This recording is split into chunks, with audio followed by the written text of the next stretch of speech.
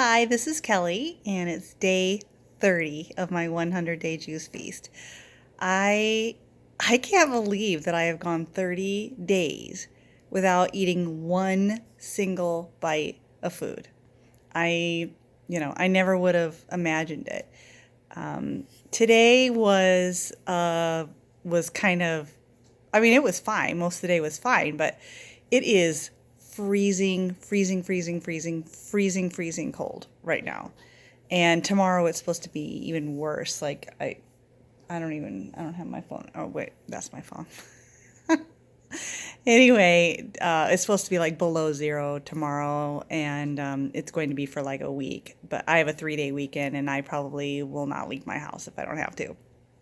So I stopped by the grocery store on my way home from work in order to pick up some stuff. And there's also an Iowa Hawkeye basketball game tonight, and so there's traffic everywhere. So I don't know if this was part of it, but when I went into the grocery store, they were grilling like outside the store, and you could just smell all the food. And I went in, and the parking lot was packed. The store was just packed. They were giving away free samples. They were cooking. They had like little food. I'm not saying this right, but like little grills inside the store, and we're handing out hot food. And it was so cold. And I went in there, of course, for like limes and parsley and jalapenos and nothing that was going to be warm. I also worked late. And in the past, when I've worked late, I will often get pizza. And my pizza isn't even that bad. Like, there's this place that I order from that's just amazing. And I get just all veggies, no cheese. The only oil in it is what's in the crust.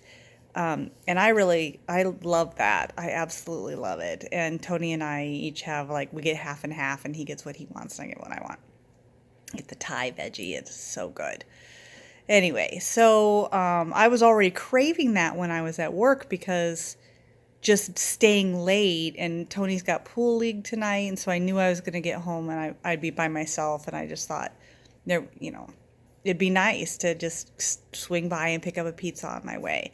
And in a way that's always been kind of I don't want to say the word reward for working late, but maybe a consolation or something. Like if I have to work that many hours, then at least I get my pizza. It's like a comfort thing. Plus, then I don't have to cook when I get home, and I don't have to do dishes. So when I went into the grocery store, I had already kind of had pizza on the mind, and then I saw tons of people walking out with like takeout containers, and the food just smelled amazing, and I was really hungry.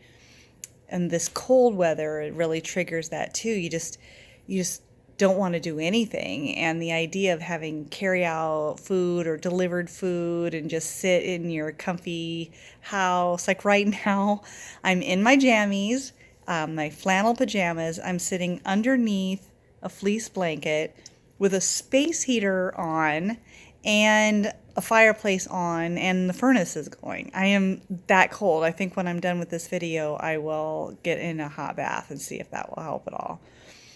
But anyway, a lot of these things are just habits. There are certain circumstances that under these circumstances I get carry out. Under these circumstances I have pizza, and those kind of things we're just sort of being triggered today. Even though prior to staying late, I hadn't even thought about food at all. And I was also thinking then, oh no, 70 more days is way too much. And so I'm just basically taking it one day at a time, and not trying to think about how far I have to go.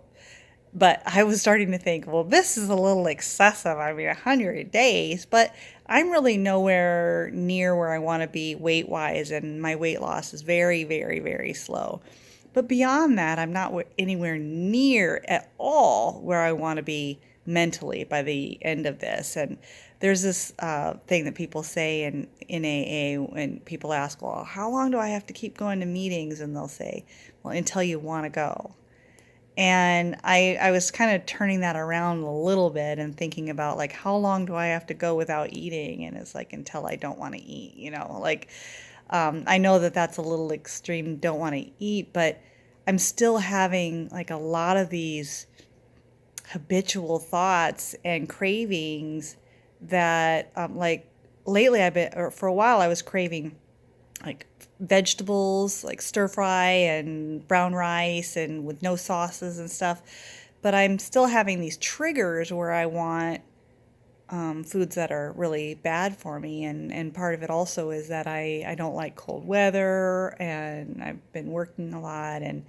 And so I think there's also this just not liking being in the present, and that is how I've used food and other things my whole life. And so this brings me back to this book that I was telling you guys about, the Buddhism and the 12-step workbook. And one of the things that really resonated with me that I was reading was, it said, I wanted instant gratification, and by addressing the basic grasping for pleasure that was my addiction, I actually started to address the broader issues of effort, patience, and building towards a future that depend on delayed gratification. While my addiction was a real problem in and of itself, it was also a metaphor for my whole approach to life. Give me pleasure now without effort. And all of it had suffered from my unwillingness to deal with the challenges. So I experienced suffering because I just can't deal with things that don't like give me instant pleasure. It's a constant longing for things to be different from the way they are that creates our lack of satisfaction. Our sense that things are never right is the essence of addiction. And the reason we struggle isn't because of the way things are, but because of our relationship to the way things are. If I can accept things as they are, I don't struggle, even if things are difficult. If I can't accept things, then the slightest variance from my own preferences is upsetting. My inherent discomfort in existence and in my desire to change that is constantly causing my suffering. Now, I also have a quote here from, just messed it up, from Brene Brown. She has a book called Daring Greatly that a counselor recommended to me. And she says, numbing our vulnerability is especially debilitating because it doesn't just deaden the pain of our difficult experiences. Numbing vulnerability also dulls all our experiences of love, joy, belonging, creativity, and empathy. We can't selectively numb emotion. Numb the dark and you numb the light. So that was really good for me to think about because, I'm at work late and it's cold and I don't want to be there, and I get pizza and it feels really good in that moment because I feel like, oh, this isn't so bad. I can just write a few programs while I eat my favorite pizza. But I'm deadening, all of the other joy and everything in my life every time I do something like that. And so it was good for me to remember. And it's really about my inability to accept reality, life as it is.